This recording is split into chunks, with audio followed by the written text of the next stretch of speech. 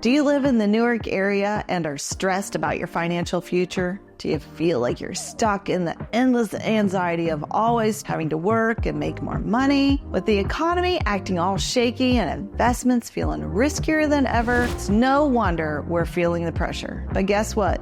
There's a solution in all this mess, and what I'm about to share isn't another set of problems to add to your old one. This is real estate cheat code to change your future. Trust me, by the end of it, you'll find clarity and hope that you can escape the rat race and achieve financial freedom. This is a Newark, Ohio step-by-step guide to investing in real estate, so I suggest you watch the whole video until the end. You don't want to miss a single step because it could ruin your investment. Let's get started. Step number 1, boost your credit score. Keep in mind that higher credit scores equal lower interest rates, which can save you a boatload of money in the long haul. Get on this immediately because it's never too soon to amp up your credit game. You've got to get on this.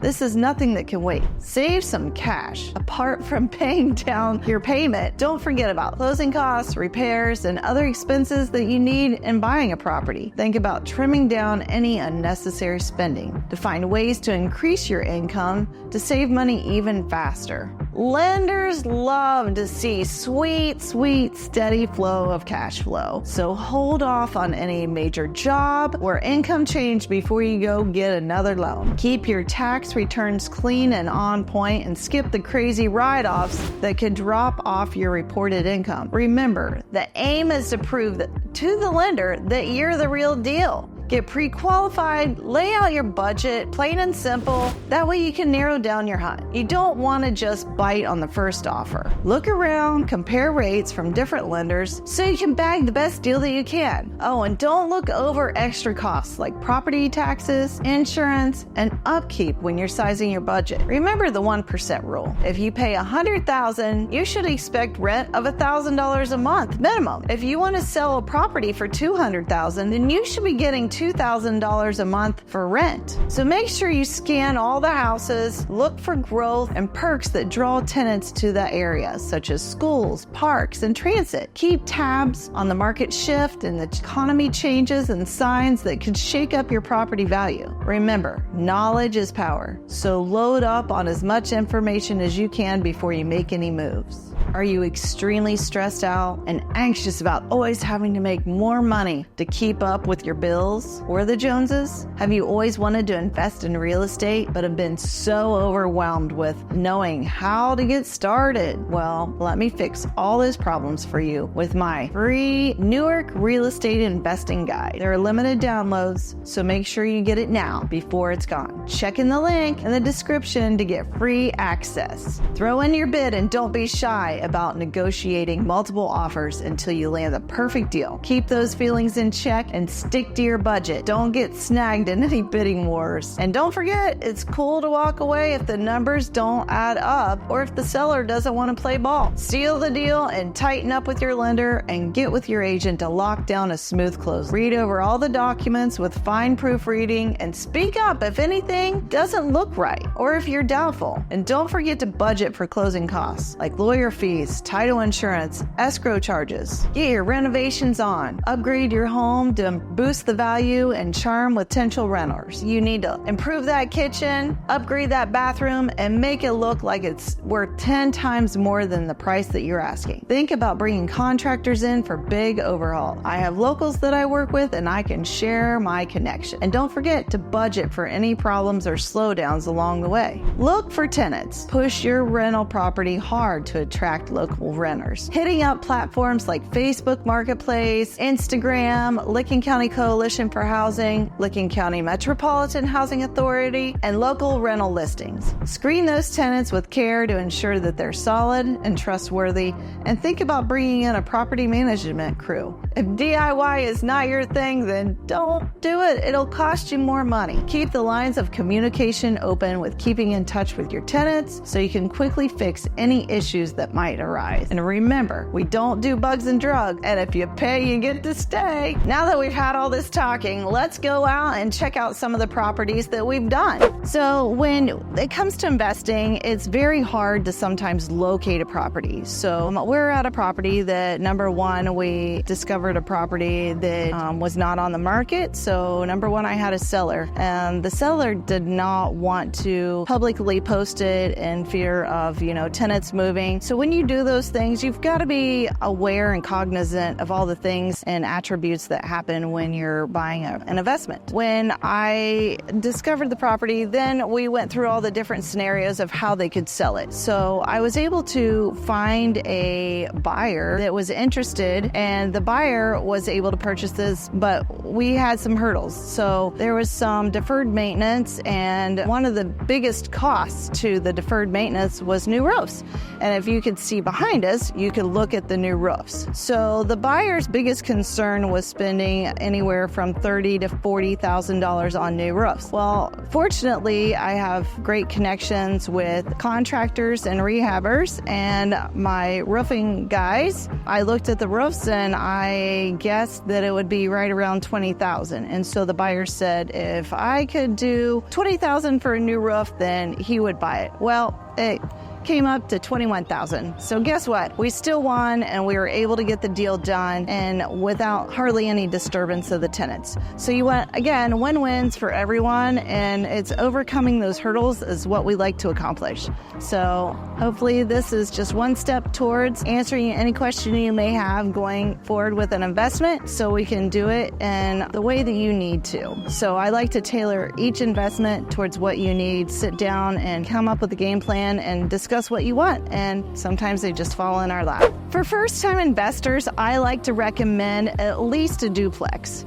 because then you have someone there to supplement your income. It's not just you for your first time being a homeowner, but it's very lucrative for an owner-occupant to buy a duplex or up to 4 units, because then you can get a residential loan. So I highly recommend, if you're doing a first-time investment, get a duplex. Sometimes as investors, you purchase things and you have to switch gears. The money that you get to invest, you may need to pull that back out. So sometimes, like the property behind me, it was one that I personally had purchased with my partner. It ended up, we needed to pull the cash out. So we ended up rehabbing it and didn't put a tenant in it. We tried to multiple times and it just didn't work out.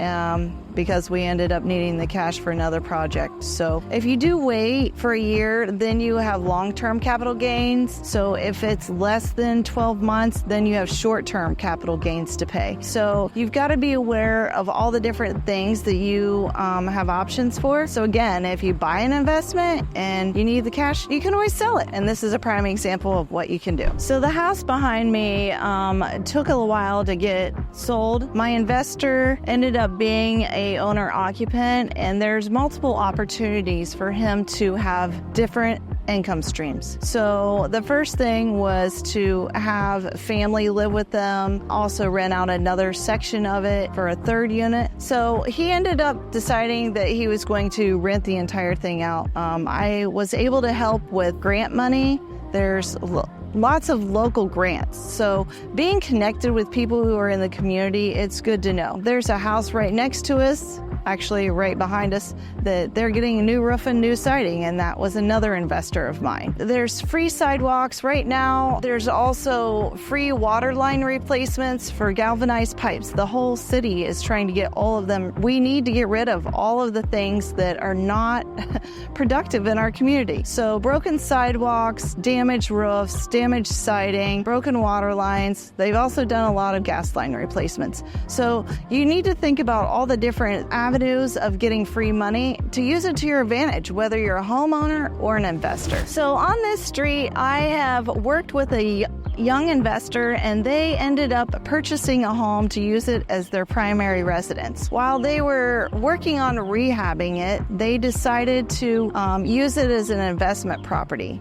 At one point, they discussed living there with family members and then renting out another portion and kind of using it as an Airbnb, but they chose to go against that. So what they did was they ended up getting some grant funds for a new roof, just like their neighbors. I was also able to help the neighbors who were another investor. They are able to get a new roof and new siding this year. When you work with me, I try to reach out to my clients to give them different avenues of free improvements to their property. Whether you're working with an agent, another community, you need to be connected with the one where you live, because they're going to know where you can get free money. There's lots of opportunities to get free money here, and some of them are free sidewalks, new water line installed, new roofs, new siding. Get connected so you know where to get the free money, because if they're going to give it away, why not be you? Sometimes you have tenants that catch things on fire, not on purpose, but on accident. Number one thing that I've learned, definitely have more insurance coverage than needed, because I found out the hard way. So I'm still restoring this one, but a 4-unit is one of the better items to get if you are going to be living in the property, because with a 4-unit, you can still get a residential loan. So you can live in a 1 to up to 4 units and still have a residential loan and not have to get a commercial loan where you would have to put 20% down. So we'll take a look and see. We've got the outside started and working with contractors and zoning and everyone. We've got our permits moving forward. So we have our electrical permits, our structural permits, and HVAC all passed. So now we're waiting on plumbing, and then we're ready to insulate and start drywall. So it takes time, but in the long term, it's worth it, because everything's going to be brand new.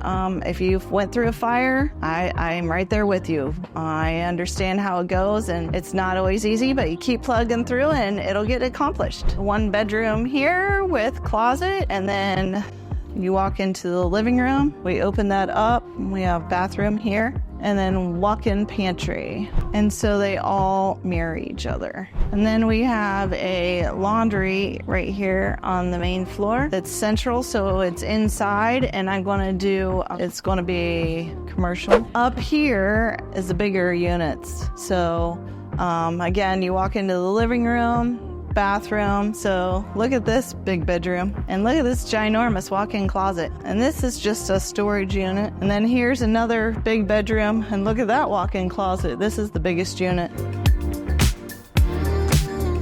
That's going to have a barn door on it with a big walk-in closet. You can make it a plant room and a closet.